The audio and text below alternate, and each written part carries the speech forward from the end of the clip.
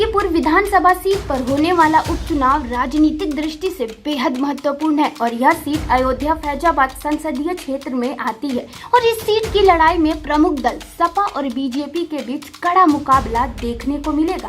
खास बात यह है कि इस उपचुनाव को लेकर जातीय समीकरण अहम भूमिका निभा रहे हैं। जो पार्टी इस समीकरण को सही तरीके से साधने में सफल होगी वही जीत दर्ज कर सकती है। मिल्कीपुर विधानसभा क्षेत्र में कुल 3.5 लाख मतदाता हैं, जिनमें से 1.2 लाख दलित, 55,000 यादव और 30,000 मुस्लिम हैं। इसके अलावा 60,000 ब्राह्मण और 25,000 क्षत्रिय भी इस क्षेत्र में वोटर है। राजनीतिक पंडितों का मानना है कि अगर कोई भी पार्टी दलितों के साथ साथ ब्राह्मणों, क्षत्रियों और ओबीसी समुदाय का समर्थन हासिल कर पाती है तो वह चुनावी मैदान में जीत की ओर अग्रसर होगी। जातीय समीकरण को सही तरीके से साधना दोनों प्रमुख पार्टियों के लिए चुनौतीपूर्ण है। सपा ने इस उपचुनाव में अवधेश प्रसाद के बेटे अजीत प्रसाद को टिकट दिया है। सपा अपने पुराने पीडीए फॉर्मूला पर भरोसा कर रही है, जिसको लेकर पार्टी ने 2022 के लोकसभा चुनाव में सफलता प्राप्त की थी। सपा की कोशिश होगी कि वह इस फॉर्मूला का सही इस्तेमाल करके दलित, यादव और मुस्लिम वोटों का समर्थन प्राप्त कर सके।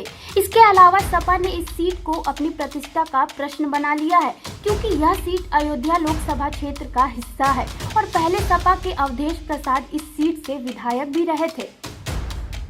बीजेपी इस उपचुनाव को अपनी प्रतिष्ठा से जोड़कर कहीं न कहीं देख रही है। हाल ही में हुए उपचुनाव में बीजेपी ने शानदार प्रदर्शन किया था। अब वह मिल्कीपुर सीट पर भी कब्जा जमाने की पूरी कोशिश करेगी। हालांकि बीजेपी ने अभी तक अपने उम्मीदवार का ऐलान नहीं किया है, लेकिन वह इस सीट पर जातिगत संतुलन को साधने के लिए पूरी तरह से तैयार है। बीजेपी के लिए यह सीट महत्वपूर्ण इसलिए भी है क्योंकि वह अपनी चुनावी लहर को बनाए रखने की पूरी कोशिश करेगी। मिल्कीपुर विधानसभा उपचुनाव 2022 के विधानसभा चुनाव में बीजेपी के बाबा गोरखनाथ द्वारा हारने के बाद एक अहम राजनीतिक मामला बन गया था। अब अदालत से याचिकाएं खारिज होने के बाद यह उपचुनाव आयोजित हो रहा है।